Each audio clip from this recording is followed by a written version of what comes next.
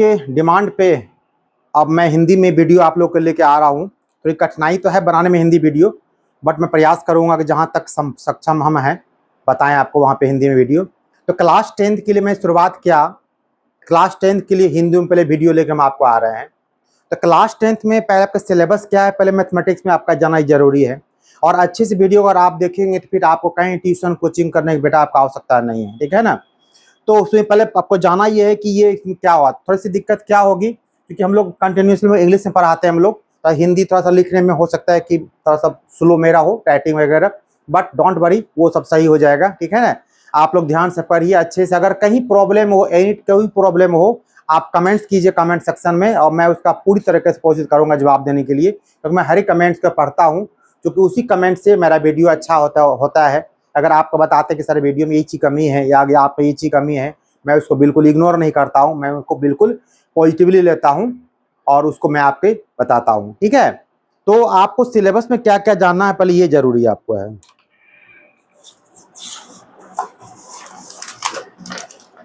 तो सबसे पहले आपका जो सिलेबस में है, ये तो मैं आपको पढ़ाऊंगा वास्तविक संख्याएं, बट आपको था सिलेबस की जानकारी पहले होनी चाहिए। और फिर बाद में देखिएगा, मैं आपको बता दूंगा कि किस चैप्टर से कितने मार्क्स से क्वेश्चन पूछे जाते हैं, वो सब आपको मैं बिल्कुल अलग अलग धीरे धीरे कर दूंगा। आज चूंकि मेरा पहला क्लास है बाबू आपको, तो आप पहले से कुछ इंट्रोडक्शन आप जान लीजिए सब चीज़ का, उसके बाद फिर पढ़ाई तो अपने रास्ते चलती रहेगी आराम से। तो इसमें आपको पहले जाना आपको क्या है कि पहला आपका जो है वो आपका है आपका संख्या पद्धति। ये आपका जो सिलेबस है, आपका जो पाठ्यक्रम है,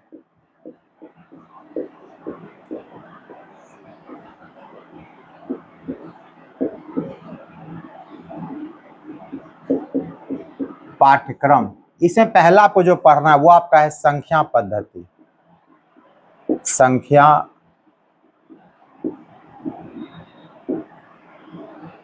पद्धति।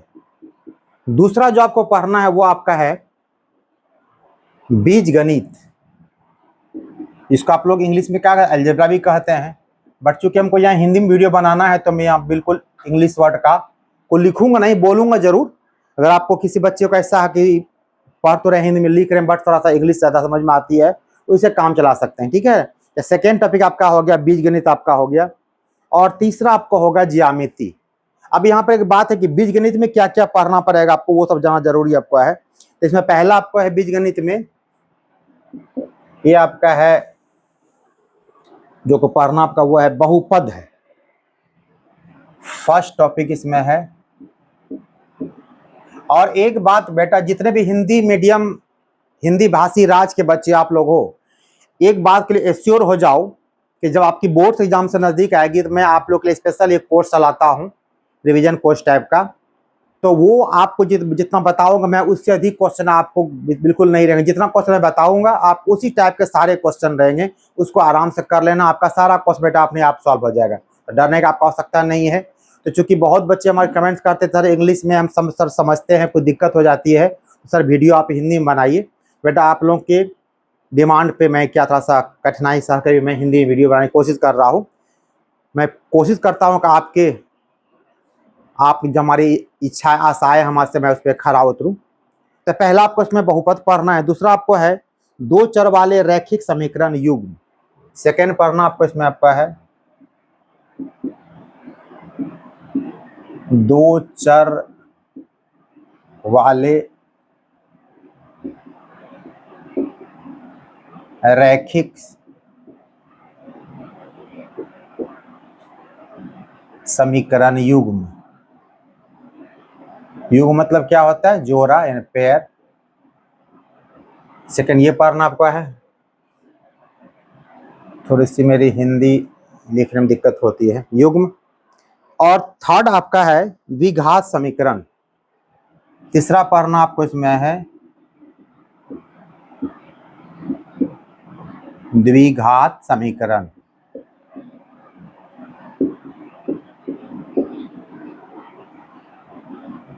और चौथा टॉपिक जो पढ़ना आपको इसके अंदर वो आपका है समांतर श्रेणी।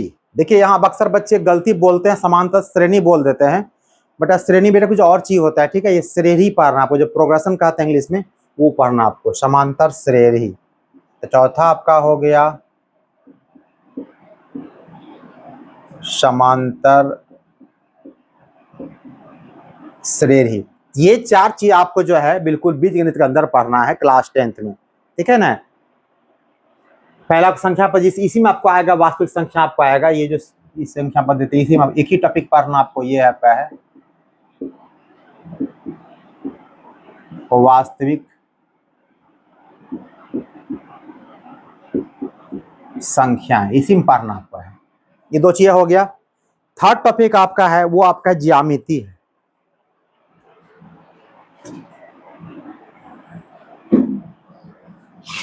तीसरा आपका टॉपिक बेटा क्या हो गया, आपका हो गया ज्यामिति। इसको इंग्लिश में क्या कहते हैं हम लोग, जियोमेट्री कहते हैं। ज्यामिति, ज्या का मतलब क्या हो बेटा होता है, सर बताएंगे आप लोग क्लास 8th में। ज्या मतलब होता है कोण, एंगल, और मिति का मतलब होता है मेजरमेंट, एंगल का मेजरमेंट करना। जितना भी क्वेश्चन इसमें देखिएगा हम लोग बिल्कुल एंगल संबंधित सारा काम इसमें करेंगे हम लोग। इसमें भी क्या क्या पढ़ना आपको है, इसमें आपको पढ़ना है त्रिभुज। और एक बात और, इसमें कुछ पोर्शन ऐसे हैं जो कि आपके सिलेबस से हटा दिए हैं, तो मैंने इसको देखा नहीं है, मैं इसको स्टडी कर लूंगा आपको, ठीक है। तो जो सिलेबस में आपके पोर्शन नहीं है, एनसीईआरटी जो सिलेबस आपको दिया गया है मैं उसी को फॉलो करते पढ़ाऊंगा, चाहे बच्चे वो किसी भी बोर्ड को, सीबीएसई बोर्ड के बच्चे हों, आईसीएसई बोर्ड के बच्चे हों, या फिर किसी भी स्टेट बोर्ड के बच्चे हों। तो जितने भी हिंदी भाषी बच्चे पढ़ने वाले हैं सबको प्रॉब्लम कहीं नहीं होगा। मैं एश्योर पहले भी फिर भी आखिरी बार कर रहा हूँ आपको कि 80% प्रॉब्लम वही होंगे जो मैं बताऊंगा आपको। लास्ट में बताया आपको 1 मंथ का जो कोर्स होता है, बिल्कुल बेटा बिल्कुल कोर्स का इंतजार करना, वो बिल्कुल डिले नहीं करना। यहाँ तक सब्जेक्टिव नहीं, मैं आपको ऑब्जेक्टिव भी कोशिश करूंगा, और आपका एटलीस्ट 80% प्रॉब्लम आपके वही हूबहू रहेंगे, उसी टाइप के सेम रहेंगे, या हो सकता है हूबहू सेम रहे आपको, जो कि मैं आपको बताऊंगा। फिलहाल अभी आपको चूंकि पूरा नॉलेज आपको लेना है, आपका ब्रॉड सेंस में पढ़ाना आपको है, तो हमें पता नहीं है कि आप लोगों ने क्या पढ़ा। क्योंकि अभी जो बच्चों को मैं देख रहा हूँ, तो चूंकि मैं विद्यालय से जुड़ा हुआ हूँ, मैं बच्चों को देखता हूँ, बच्चे 11th 12th में आ जाते हैं, बट उनका बेसिक्स बेटा इतना कमजोर है कि बताने का आवश्यकता नहीं। बच्चे को फैक्टराइजेशन नहीं आता, बच्चे को स्क्वायर रूट निकाले नहीं आता है, तो बहुत बच्चे बहुत सारा चीज़ नहीं है, प्लस माइनस में कहीं दिक्कत हो जाती है। तो इसी बस बताऊंगा, तो मैं जब भी बताऊंगा तो जो भी टॉपिक इसमें आपको आ जाए, जो टर्म आपको आएगा, अगर वो टर्म का रिलेशन अगर किसी पिछले क्लास से भी सब कुछ कीजिए है, मैं आपको डीपली बताऊंगा उसको, ताकि आपने क्लास 6 में क्या नहीं पढ़ा, क्लास 7 में आपने क्या नहीं पढ़ा, क्लास 8 में आपने क्या नहीं पढ़ा है, मुझे इससे कोई मतलब नहीं है, ठीक है। हमें आपको बताना है, हमें आपको मैथ सिखाना है। और मेरा बेटा सीधा सा सिद्धांत माना है कि किसी भी व्यक्ति को, किसी भी जानवर को भी मैथमेटिक्स पढ़ाया जा सकता है, अगर वो जानवर पढ़ना चाहे तो आप तो बिल्कुल बुद्धिजीवी प्राणी हैं, ठीक है। तो आप बिल्कुल ध्यान दीजिए, हर एक एक बात को, छोटी छोटी बात को ध्यान देना है।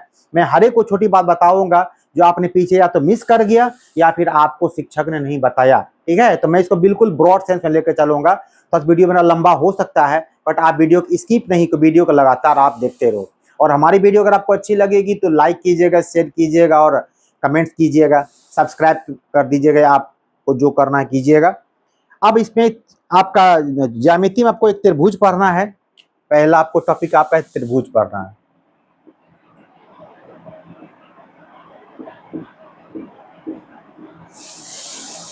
त्रिभुज है। सेकेंड टॉपिक आपको जो दिया गया वो आपको है पाइथागोरस प्रमेय। शायद ये चीज आपको हटा दिया गया, देख लेंगे हम, फिर भी यहाँ पे लिख देते हैं हम, जो पूरा सिलेबस है। वैसे बहुत मजेदार चीज, पाइथागोरस का नॉलेज आपको ऐसे भी होना चाहिए, क्योंकि सिलेबस में रहे या ना रहे, आपको प्रॉब्लम आगे भी किसी क्लास में आपको इसका यूज डायरेक्ट हो जाता है। पाइथागोरस प्रमेय और उसके उपयोग।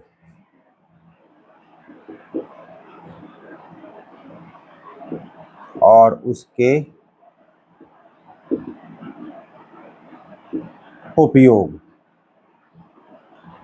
सी तीसरा आपका है, वो आपको पढ़ना, इसमें आपको है वृत्त की स्पर्श रेखा, यानी टेंजेंट।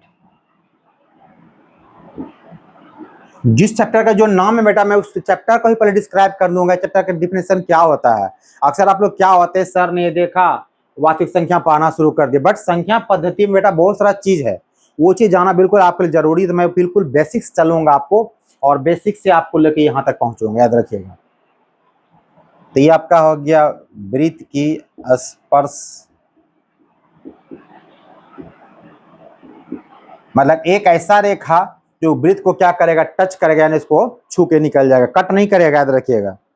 और लास्ट आपका होता है ज्यामितीय रचनाएं। शायद ये चीज आपको नहीं पढ़नी है सिलेबस में, मैं पूरा सिलेबस पर यहाँ लिख लेता हूँ आपको।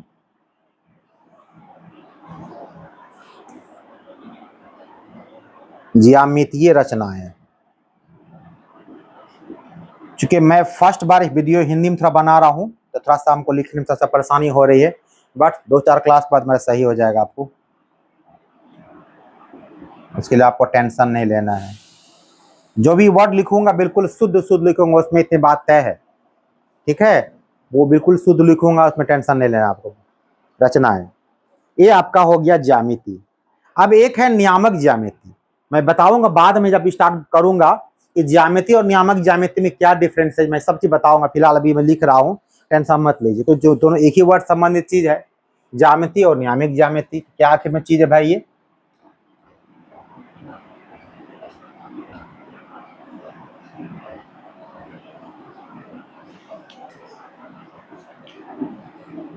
फोर्थ आपका हो गया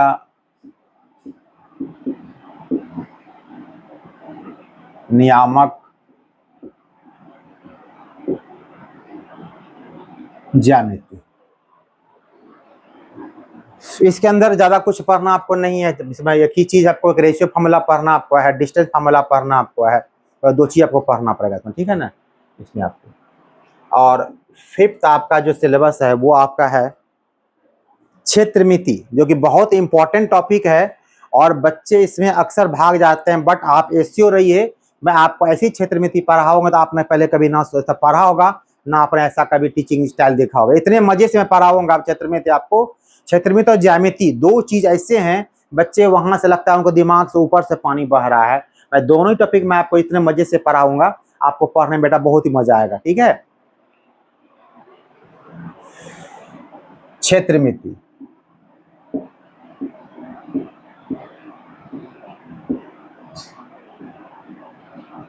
क्षेत्रमिति में आपको बहुत चीज पढ़ना पड़ेगा आपको, जिसमें आपको सिलेंडर है, कण है, स्फेयर है यानी कि गोला, अर्धगोला, बेलन, शंकु, आयत, वर्ग, घन, घनाभ, ये सारा चीज आपको उसमें आपको आ जाएगा, ठीक है क्षेत्रमिति में। तो क्षेत्रमिति में आपको जो चीज पढ़ना है वो है, एक तो पहला तो इसमें पढ़ना पड़ता है आपको वृत्त संबंधित क्षेत्र, और दूसरा आपको पढ़ना है आयतन और पृष्ठ क्षेत्रफल।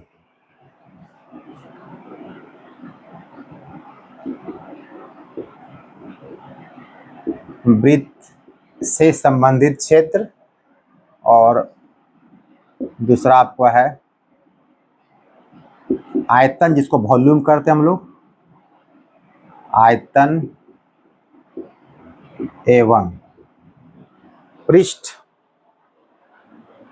क्षेत्रफल यानी कि सरफेस एरिया। पृष्ठ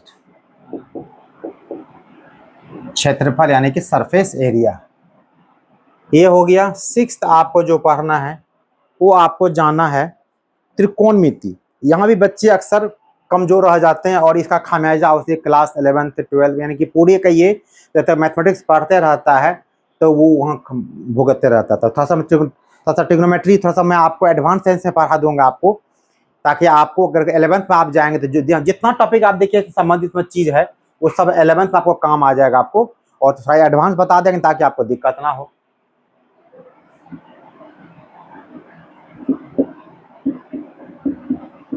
त्रिकोणमिति, इसमें आपको रेशियो के बारे में पढ़ना है, इसमें आपको आइडेंटिटी के बारे में पढ़ना है, इसमें आपको हाइट एंड डिस्टेंस के बारे में पढ़ना है, इस वजह जानना आपको है। इसके अंतर्गत जो पहला आपको पढ़ना है वह है त्रिकोणमितीय अनुपात।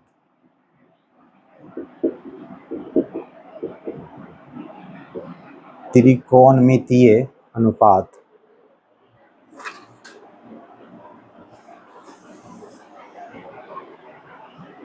बेटा म में हर्षिकार, त्व में दीर्घिकार।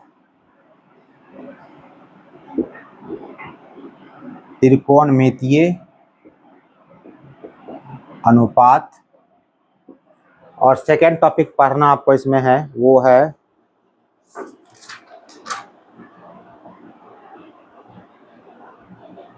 त्रिकोणमितीय तादात्म्य। जो आइडेंटिटी मैंने कहा था,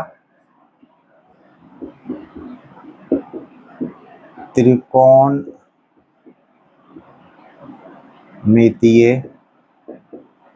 तादात्म्य। और लास्ट आपका वो है ऊंचाई और दूरी, जिसको हम लोग क्या कहते हैं, हाइट एंड डिस्टेंस। ऊंचाई और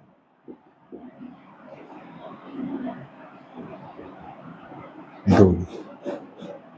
और आपको दो और टॉपिक बचा, एक और आप बचे आपका सांख्यिकी और प्रायिकता। ये 6 आपका हो गया। 7 आपका हो जाएगा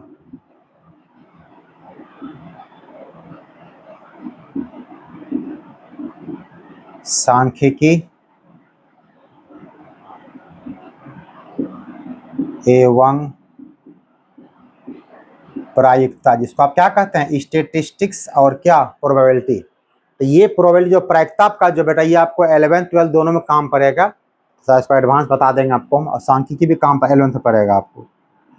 इसमें आपको क्या क्या पढ़ना है, सबसे पहले इसमें जो टॉपिक आपको दिया गया वो दिया है संचयी बारंबारता वक्र, या इसको त्वरण कहते हैं। संचयी बारंबारता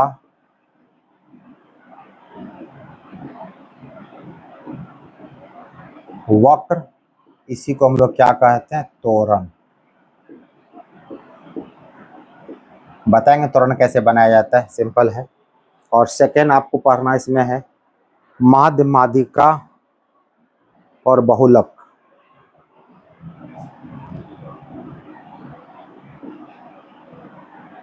माध्य, माध्यिका और इसी में क्या है, बहुलक। आपको जो टॉपिक हार्ड लगे आप उसी को हमको फोकस कीजिएगा।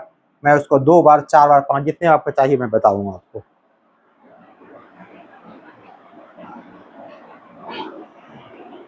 और रेस्ट तो वही रहेगा,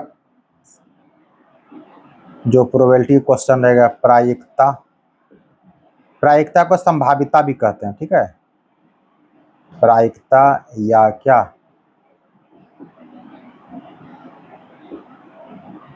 संभाविता। इतना आपको ध्यान में रखना पड़ेगा, इतना आपका क्वेश्चन है, इतना ही चीज आपको पढ़ना है। तो ये बेटा आपका सिलेबस था, ये फुल सिलेबस था, इतना चीज आपको नॉलेज लेना आपका है। तब को तो थोड़ा आराम से नोट कर लीजिए।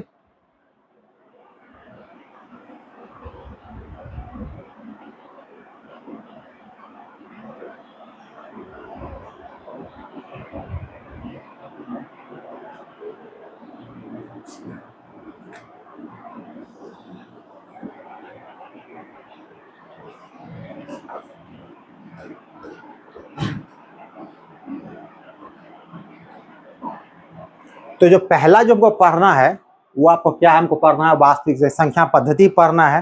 संख्या पद्धति में पहला चीज क्या पढ़ना है हमको, वास्तविक संख्या पढ़ना। क्योंकि सिलेबस की जानकारी आपको होनी जरूरी है। फिर मैं बताऊंगा आपको डिस्ट्रीब्यूशन करके कि किस चैप्टर से कितने मार्क्स से क्वेश्चन पूछे जाते हैं, ताकि आपको तैयारी करने में क्या बिल्कुल आपको ईजी आपको।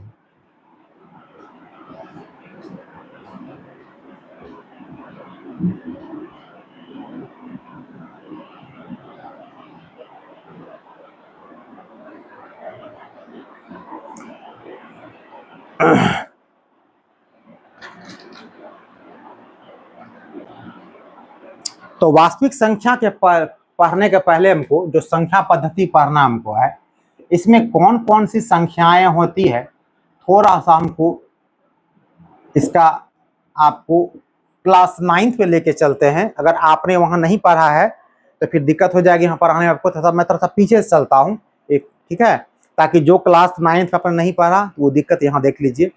तो इसमें संख्या पद्धति में जो सबसे पहले आपको पढ़ना है वो आपका प्राकृत संख्या यानी नेचुरल नंबर। और फिर मैं आपको बिल्कुल एक मैजिकल ट्रिक बताऊंगा, किसी भी नंबर को अगर आप डिवाइड करना चाहते हैं किसी नंबर से तो कैसे होगा बताऊंगा आपको धीरे धीरे सब चीज। तो पहला आपको जिसमें आपका वो आपका है प्राकृत संख्या। लोग गलती से क्या करते हैं, प्राकृतिक संख्या बोलते हैं, प्राकृत संख्या बोला कीजिए, प्राकृत संख्या। इसको हम लोग हिंदी इंग्लिश में क्या कहते हैं, नेचुरल नंबर कहते हैं। तो आम भाषा में इसको कह सकते हैं हम लोग, जो गिनती की संख्या होती है जैसे 1 2 3 क्या आपका प्राकृत संख्या आपको होता है, इसको आप कह सकते हैं एकदम सिंपल भाषा में।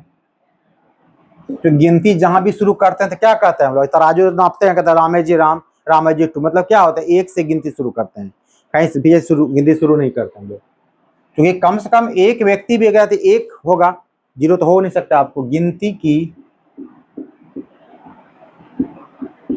संख्या को प्राकृत संख्या कहते हैं, प्राकृत संख्या।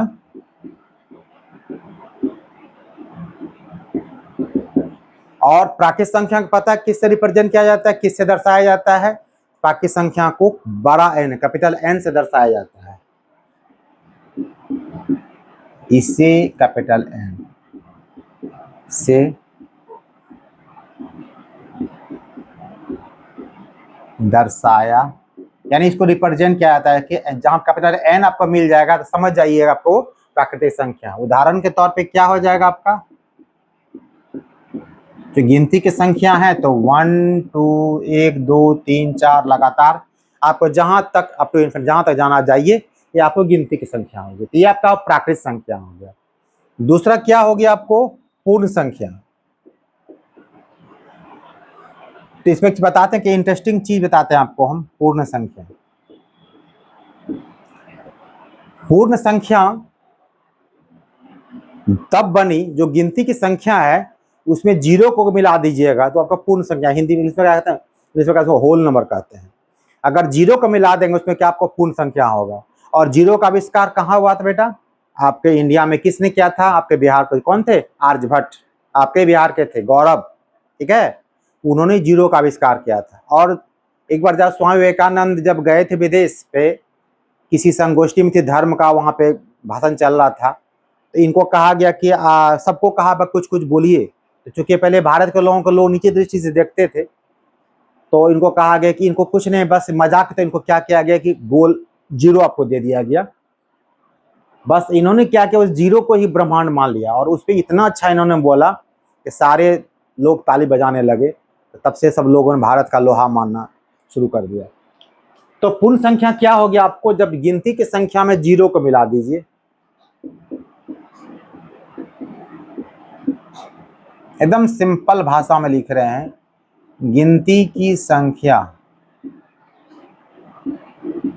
में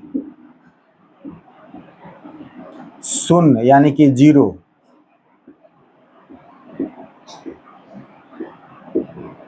मिला देने पर,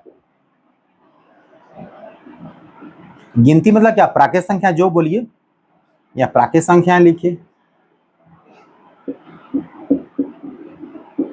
प्राकृत संख्या में शून्य मिला देने पर वह पूर्ण संख्या बन जाती है। इसका नाम पूर्ण क्यों पड़ा, क्योंकि आप कोई भी संख्या लिखते हैं क्या लिखते हैं, 0 से लेकर 9 तक में सारा संख्या लिखा जाता है, वह पूर्ण संख्या हो जाती है। और इसको किससे लिखा जाता है, पूर्ण संख्या को W से, क्योंकि होल नंबर होता है WHOLE होल, A से W से सूचित या दर्शाया, जो लिखिए आपके मतलब है, से सूचित किया जाता है।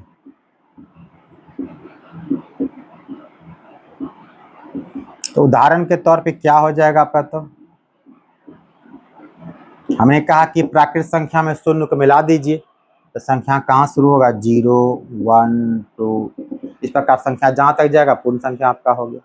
तो दो संख्या आपने जान गया, प्राकृत संख्या जो गिनती की संख्या होती है यानी कि 1 2 3 4, और उसमें अगर 0 स्टार्टिंग में डाल देते हो तो आपका क्या होगा, पूर्ण संख्या आपका हो जाएगा।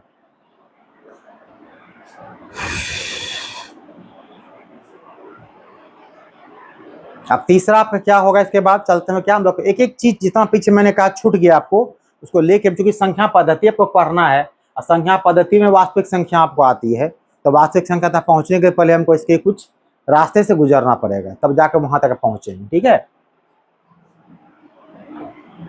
अब हमको पढ़ना है सम संख्या और क्या विषम संख्या।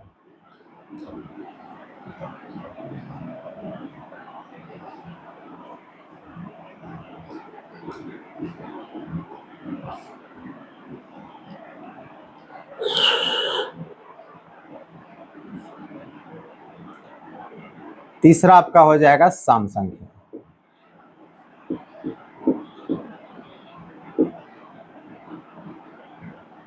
सम संख्या कहता है जो संख्या दो से पूरी तरीके से कट जाए उसको हम लोग क्या कहते हैं, सम संख्या कहते हैं। जो प्राकृत संख्या दो से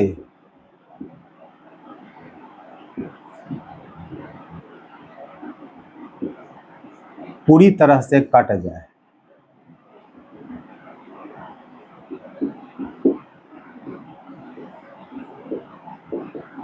कट जाए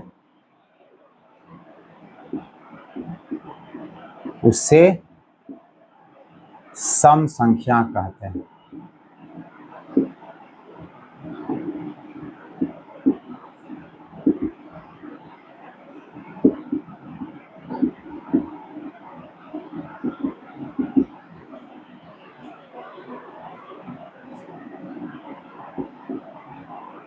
और सम संख्या का व्यापक रूप क्या होता है, जनरल फॉर्म क्या होता है, ये सम संख्या तो अब लिखिएगा 2 4 6 8 लिखिएगा। ठीक है, तो इसका व्यापक रूप क्या है, ऐसा एक नंबर जिसको जो वहां पे हम प्राकृतिक संख्या डालते जाएं और पूरा हमको सम संख्या निकालता चला जाए, इसका व्यापक रूप आपका होता है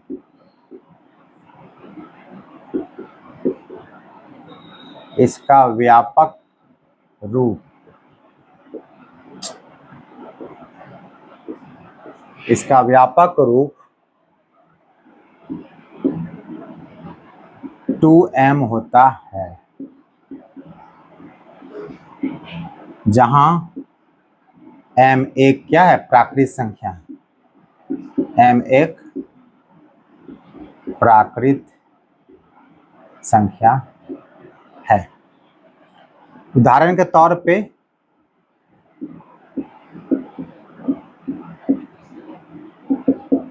2 हो गया, 4 हो गया, 6 हो गया, 8 हो गया।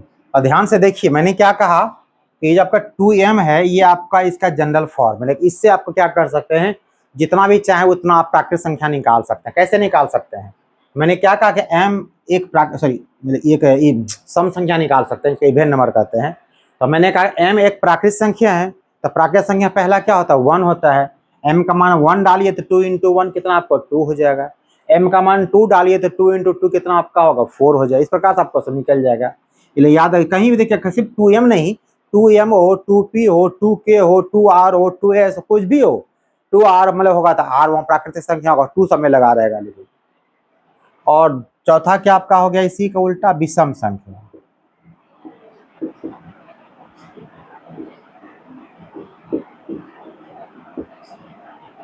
विषम संख्या इसका उल्टा, जो प्राकृत संख्या 2 से पूरी तरह से नहीं कटे,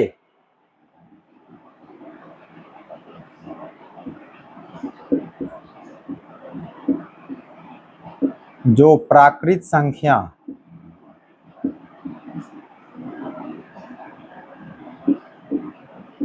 2 से पूरी तरह से नहीं कटे,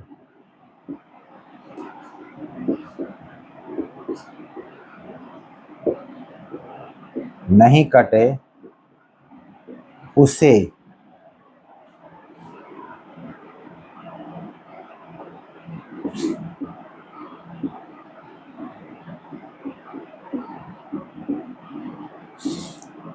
विषम संख्या कहते हैं।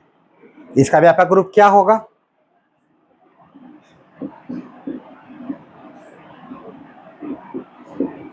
इसका व्यापक रूप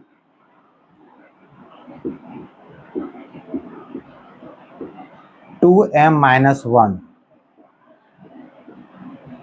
जहां m एक प्राकृत संख्या है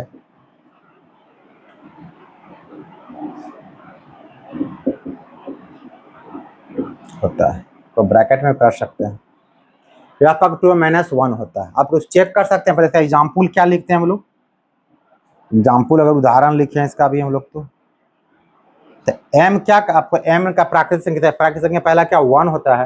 अगर यहाँ पे 1 डाल दें तो 2 इंटू 1 कितना होगा 2, और -1 कितना होगा 1 बचेगा, आपको पहला 1 निकलेगा। अगर m का मान 2 डालेंगे तो 2 दूना 4, 4 में से 1 कितना हो गया 3 हो गया। m का मान 3 डालेंगे तो 6 में से 1 गया 5 होगा। ये ना आपका विषम संख्या आपका होता है, तो नोट कर लीजिए आप लोग।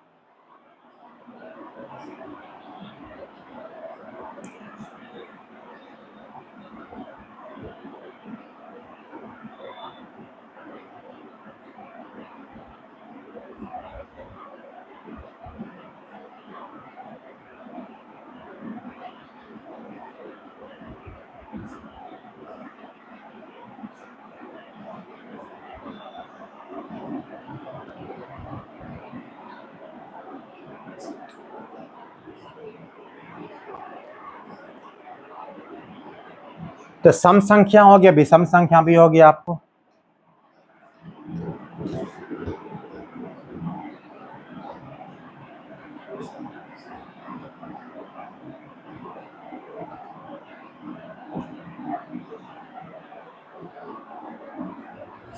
इसके बाद लेते हैं आपका रूढ़ अभाज्य संख्या।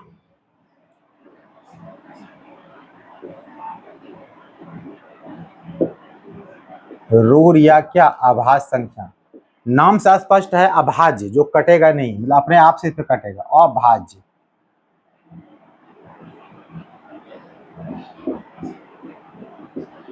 अभाज्य संख्या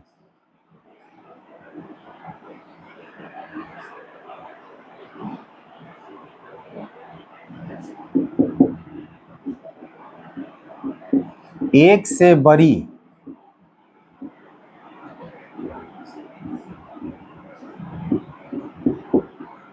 वह प्राकृत संख्या, इसी को हम लोग क्या कहते हैं प्राइम नंबर भी कहते हैं, याद रखिए क्या कहते हैं, प्राइम नंबर कहते हैं। एक से बड़ी वह प्राकृत संख्या जो एक या अपने यानी एक या स्वयं से, जो वर्ड लिखिए, जो एक या स्वयं से कटे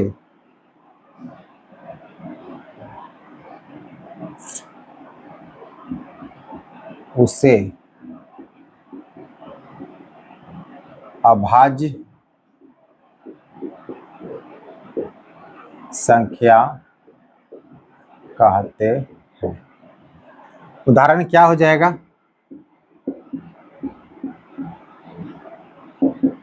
2 हो जाएगा, 3 हो जाएगा, 5 हो जाएगा, 7 हो जाएगा। एक बात जो मैं अक्सर बच्चों को पूछता हूँ कि वो सबका जो डिफिनेशन पहले ही बोलता है, वो अभाज्य संख्या या प्राइम नंबर को कहता है सर जो संख्या एक या अपने आप से कटे वो आपका क्या होगा प्राइम नंबर या अभाज्य संख्या हो गया। मैं पूछता हूँ उसमें कि इसका एक और क्या डिफरेंस हो सकता है। जब ध्यान से अगर देखिएगा यहाँ पर ये जो 2 आपको देखिए, ये आपका 2 1 से कटेगा और 2 से कटेगा। 3 देखिए 1 से कटेगा, 3 से कटेगा। 5 देखिए 1 से कटेगा, 5 से कटेगा। 7 देखिए 1 से कटेगा और 7 से कटेगा। यानी आपने यहाँ पर क्या ध्यान दिया कि जितना भी हम नंबर प्राइम नंबर दिखा रहे हैं आपको, सबका देखिए मैक्सिमम 2 ही फैक्टर होता है, 2 ही गुणक मात्र होगा उसका, ठीक है। और 1 इसलिए कहते हैं कि 1 हम लोग कहते हैं ना कि कोई संख्या एक या अपने आप से कटे, तो क्वेश्चन पूछते हैं तो फिर 1 प्राइम नंबर है कि नहीं है, आप कहते हैं नहीं सर 1 प्राइम नंबर नहीं है।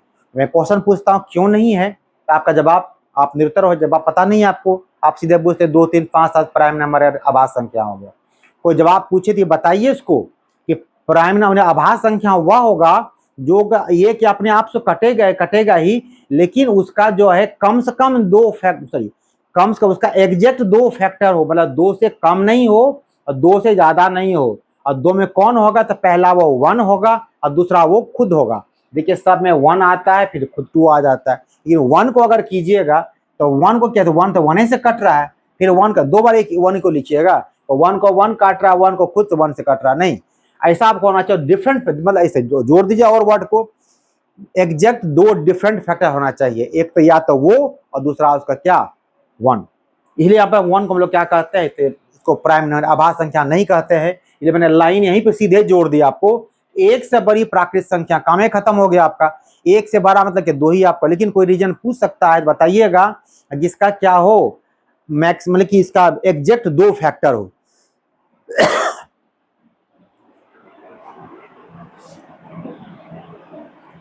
आपका हो गया आभास संख्या। अब आपको आते हैं भाज्य संख्या, जो कंपोजिट नंबर भी कहते हैं हम लोग।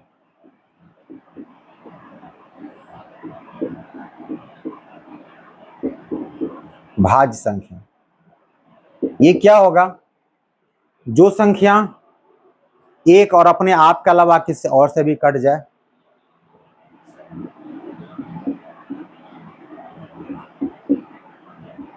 जो प्राकृत संख्या एक एवं स्वयं के अलावे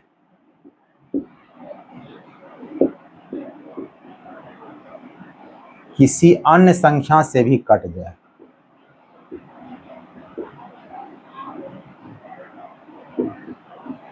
किसी अन्य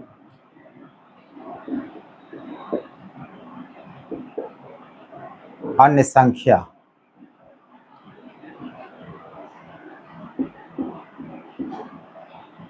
से भी पूरी तरह से क्या हो जाए, कट जाए। जो प्राकृत संख्या एक एवं स्वयं के अलावे किसी अन्य संख्या से भी पूरी तरह से कट जाए, उससे भाज्य संख्या कहते हैं।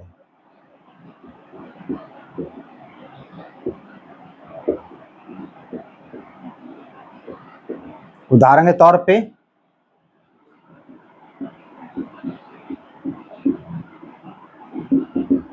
पहला 4 हो जाएगा, फिर 6 हो जाएगा, फिर आपका 8 हो जाएगा। 4 देखिए 1 से भी कटता है, 2 से भी कटता है और 4 से भी कटता है। हो गया आपको यहाँ पे, यानी ये जितना भी आपको भाज्य संख्या होगा सबका फैक्टर क्या होगा, 2 से अधिक आपको होगा। एक बात और जो क्वेश्चन पूछा जाता है इसमें, तो स्टार क्वेश्चन इसमें आपको है, तो याद रखिएगा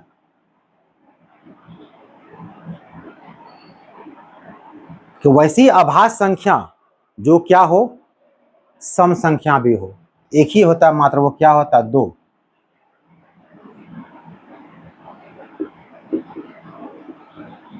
अभाज्य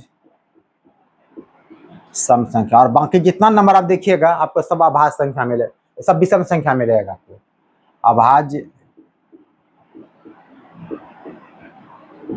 सम संख्या सिर्फ कितना होता है, 2। इसको याद कर लीजिएगा आराम से, कोई पूछ देगा आपको।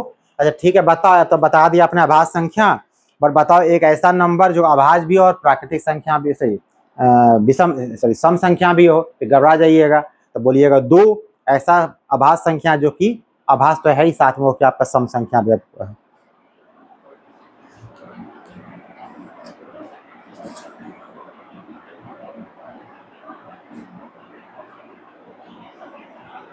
अब आते हैं हम लोग इंटीजर यानी कि पूर्णांक के बारे में बात करते हैं, पूर्णांक संख्या के बारे में।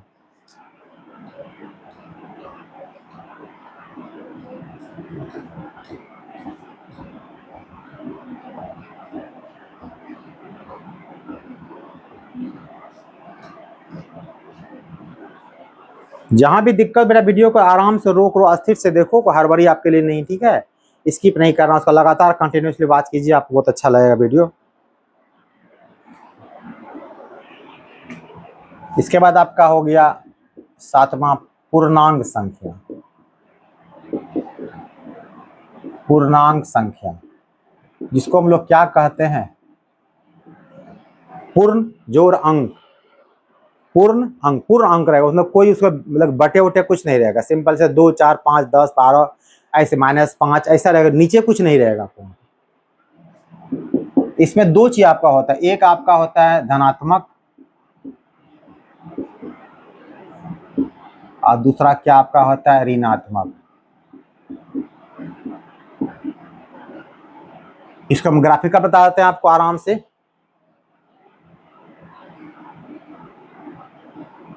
ये आपका हो गया 0, ये मान लीजिए 1 है, ये 2 है, ये 3 है, ये -1 -2 -2। आप ये कह सकते हैं इसमें कि धनात्मक जो प्राकृतिक संख्या आपको है वो धनात्मक आपको पूर्णांक हो जाएगा, और जो ऋणात्मक पूर्णांक ऋणात्मक आपका प्राकृतिक संख्या है आपको वो क्या होगा आपका, प्राकृतिक ऋणात्मक होता नहीं है, हमने एक वर्ड जोड़ दिया आपको, जो 1 2 3 तक आपका प्राकृतिक संख्या है, सब नेगेटिव साइन लगाइएगा, आपको क्या हुआ आपका नेगेटिव होगा। ये जो जीरो आपके बीच में आपका जो है, तो जीरो के इधर जितना आप देख रहे हैं ये सब क्या कहलाता है आपको ऋणात्मक कहलाता है, और जीरो के इधर जितना आपको दिखाई पड़, जीरो को नहीं लेना, जीरो को छोड़ करके है ना, जीरो को छोड़, यानी कि देखिए यहाँ पे ऐसे गोल कर बताएंगे बाद में आपको कि गोल ब्लैंक्स का क्या मतलब होता है। एरो तो यहीं पर दिखाएंगे फाइनली हम। एरो ये बतलाता है जीरो, एरो वहां तक गया है, बट ये जीरो, ये ब्लैंक्स बतलाता आपको है आप जीरो को छोड़ के, जीरो को नहीं ले रहे हैं, ठीक है।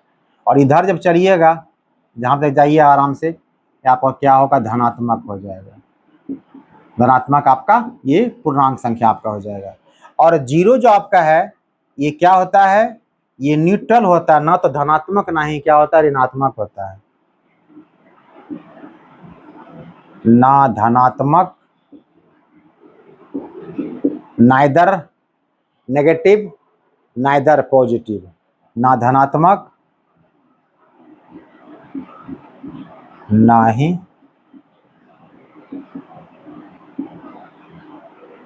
ऋणात्मक। को क्वेश्चन पूछ सकते हैं आपको, बताइए ऐसा संख्या जो कि ना तो धनात्मक है ना ऋणात्मक है, तो कौन संख्या बोलिएगा, तो जीरो बताइएगा, ठीक है। और देखिए सब में देखिए पूर्ण संख्या में कई सब फ्रैक्शन दिखाई नहीं पड़ रहा आपको, पूर्णांक संख्या आपका हो गया।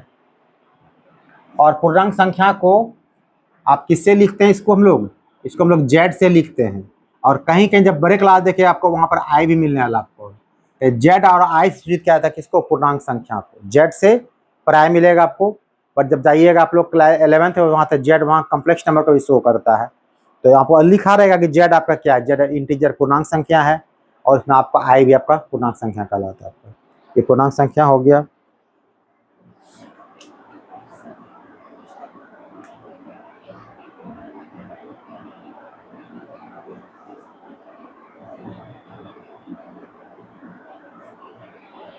अब एक होता है भिन्न संख्याएं,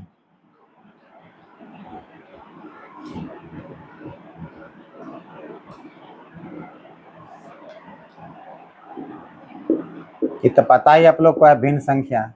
ये क्या होता है कि p/q के फॉर्म में होता है, जिसमें कि p को हम लोग क्या कहते हैं अंश कहते हैं, और q को हम लोग क्या कहते हैं हर कहते हैं।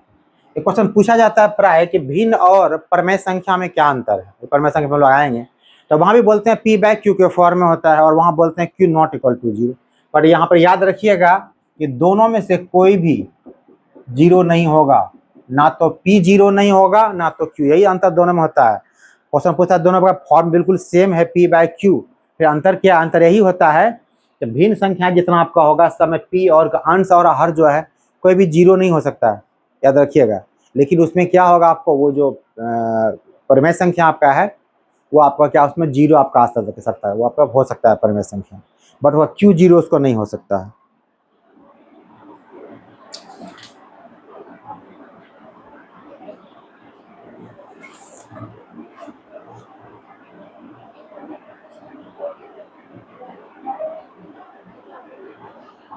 तो ये सब चीज बिल्कुल आपको क्लास 9th का चीज था।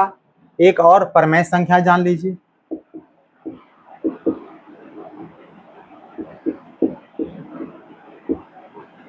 ये बहुत इंपॉर्टेंट चीज है, आपको काम पड़ने वाला है। परमेय संख्या कहता परमेय संख्या ये देखिए ऊपर लिखे बिन, यहाँ पी बाई क्यू के फॉर्मेट में होता है, बट यहाँ पर क्या होगा, q not equal to zero. आपका हर जो आपका वो जीरो कभी भी नहीं हो सकता है, अंश आपका जीरो हो सकता है, पर वहां मैंने क्या बताया, दोनों में से कोई जीरो आपको नहीं हो सकता। साथ में एक परमेय संख्या एक और का डिफरेंस होता है कि जब डिवाइड कीजिएगा डेसिमल के बाद देखिए कि एक ही अंक बार बार रिपीट लगातार कंटिन्यूसली रिपीट करता रहा जाए इनफिनाइट तक, वो भी नंबर को मतलब परमेय नंबर कहते हैं। लेकिन डिवाइड करें डेसिमल के बाद कभी कुछ आवे कभी कुछ आवे कभी कुछ आवे, ऐसे टंग नंबर आपको आएगा, तब आपको परमेय अपरमेय संख्या चला जाएगा आपको।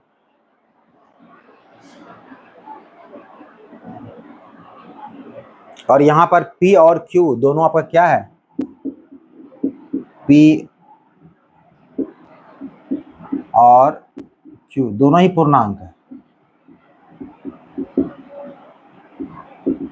पूर्णांक तो होगा ही।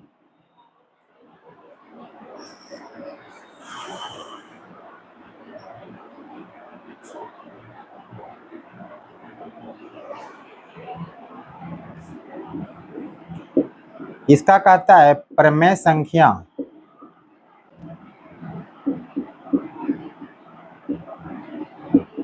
का दशमलव प्रसार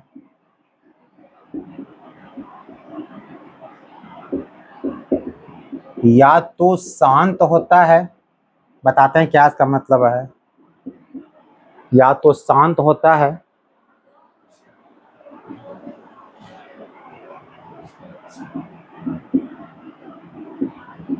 या अगर अशांत है, अशांत में आवर्ती होता है, अशांत आवर्ती। अशांत एक और वर्ड इस्तेमाल किया गया है, वो आपका है अनवसानी। इसको क्या कहता है, अनवसानी। देख लीजिएगा नया वर्ड आपको आया है अनवसानी, अनवसानी।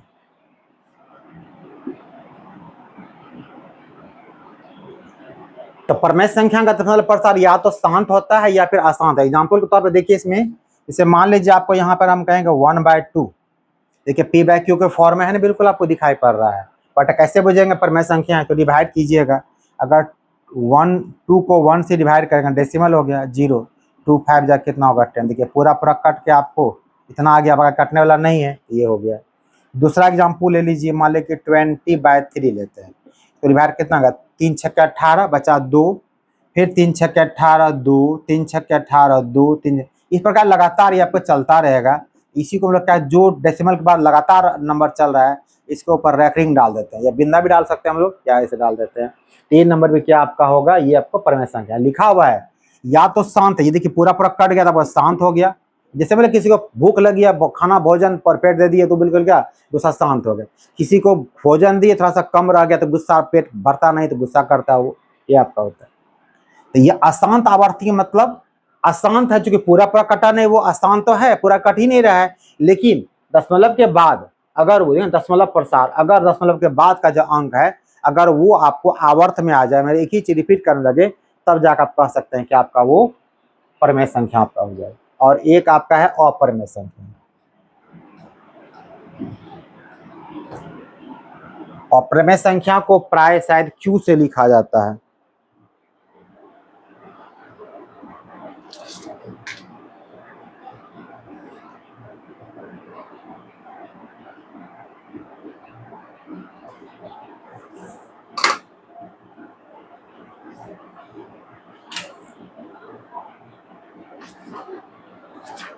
और एक आपको हो गया अपरमेय संख्या।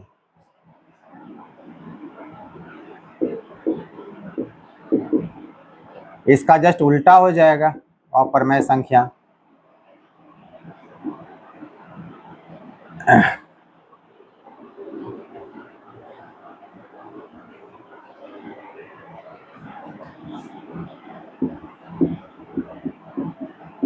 जिसको P बाई क्यू के रूप में नहीं लिखा जा सके,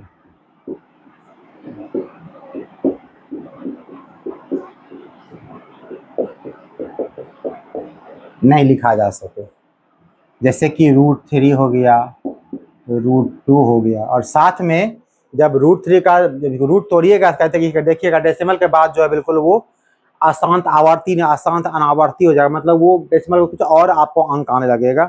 जैसे √3 का वैल्यूएशन कितना आपको हो जाता है, लगभग 1.41।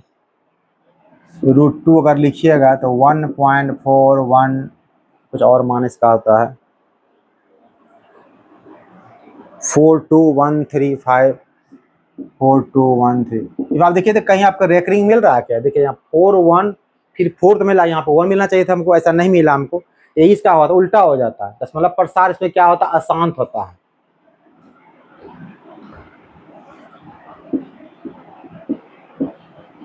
दशमलव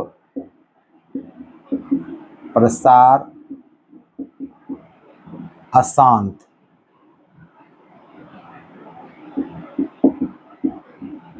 होता है।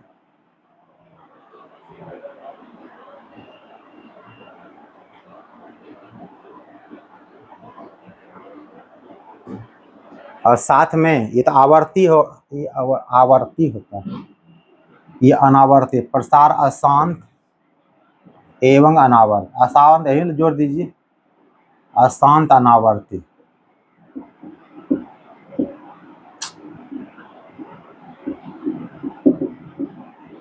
मतलब जब डेसिमल में ब्रेक कीजिएगा आप तो कोई भी संख्या आपको कंप्लीटली कटेगा नहीं कुछ दूर जाकर के, और वो बिल्कुल क्या होगा, कोई आपको आवर्त के रूप में नहीं आएगा, तो ये आपका होगा अपरिमेय संख्या। तो ये सारी बातें आपको बिल्कुल बेसिक्स थी, ठीक है। और तो आपको यहाँ पे जो पढ़ना है, ये सारा नंबर आपको बताना बिल्कुल जरूरी था बेटा था। तो ये फर्स्ट क्लास था आपका, और ये चीज मैंने नहीं बताया रहता। आगे जितने मैंने संख्या लिखा है सारे संख्याओं का जिक्र आपको होने वाला है, और ये संख्याएं अगर आपके दिमाग में नहीं रहेंगी तो फिर क्या होगा, ठीक है।